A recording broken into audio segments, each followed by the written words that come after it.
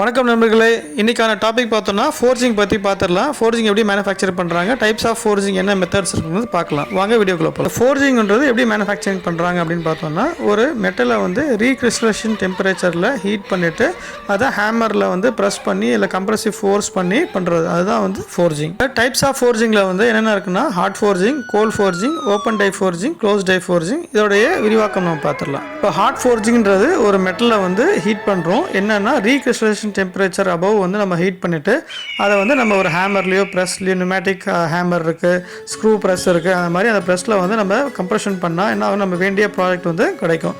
இப்போ அந்த ப்ராடக்ட் வந்து பார்த்தோம்னா 3:1 ரேஷியோ 4:1 ரேஷியோன்னு சொல்லுவாங்க. அப்படின்னா வந்து இப்போ ஒரு 1 இன்ச் ப்ராடக்ட் வேணும் அப்படின்னா ஸோ 4 இன்ச் ப்ராடக்ட்டை வந்து கம்ப்ரெஸ் பண்ணி 1 இன்ச் ஆக்குவாங்க. அதுதான் வந்து 4:1.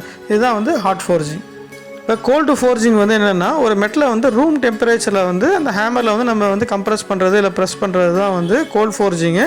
இந்த கோல்ட் ஃபோர்ஜிங் வந்து சின்ன சின்ன ப்ராடக்ட்ஸ்லாம் வந்து நம்ம கோல்ட் ஃபோர்ஜிங்கில் பண்ணுவாங்க. அதாவது ரூம் டெம்பரேச்சரில் வித்தவுட் ஹீட், அதாவது வார்ம்ஸ் ஹீட்டில் வந்து நம்ம ஃபோர்ஜ் பண்ணுறது தான் வந்து கோல்ட் ஃபோர்ஜிங். இப்போ ஓப்பன் டை ஃபோர்ஜிங்கு, இது வந்து ஹாட் ஃபோர்ஜிங்கும் பண்ணுவாங்க, கோல்ட் ஃபோர்ஜிங்கும் பண்ணுவாங்க. ஓப்பன் டை ஃபோர்ஜிங்னா ஒரு டை இருக்காது, டாப் டை பாட்டம் டை இருக்காது. இது வெறும் ஃப்ளாட் சர்ஃபேஸ் இருக்கும்.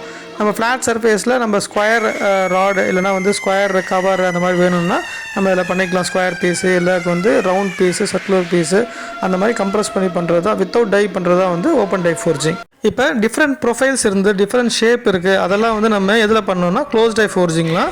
ஸோ அந்த என்ன ஷேப் இருக்கோ அதை வந்து டாப் டைலையும் பாட்டம் டைலையும் அதை வந்து ஃபார்மிங் பண்ணிட்டாங்கன்னா அதில் வந்து நம்ம ஹீட் பண்ணி இல்லை கோல் பண்ணியும் நம்ம மெட்டலை வந்து அதில் ப்ளேஸ் பண்ணிவிட்டு நம்ம வந்து கம்ப்ரெஸ் பண்ணணும். அதாவது நியூமேட்டிக் ஹேமரு இல்லை வந்து ஹைட்ராலிக் ஹேமரு இல்லை ஸ்க்ரூ ராட் ப்ரெஸ்ஸில் வந்து நம்ம ப்ரெஸ் பண்ணால் என்ன ஆகும்னா அது மாதிரி நம்மளுக்கு ஆப்ஜெக்ட் கிடச்சிரும். அதுதான் வந்து closed die forging. Thanks to everyone. நம்ம நெக்ஸ்ட் ப்ரெசன்டேஷனில் மீட் பண்ணலாம். Until then, bye from techno JP.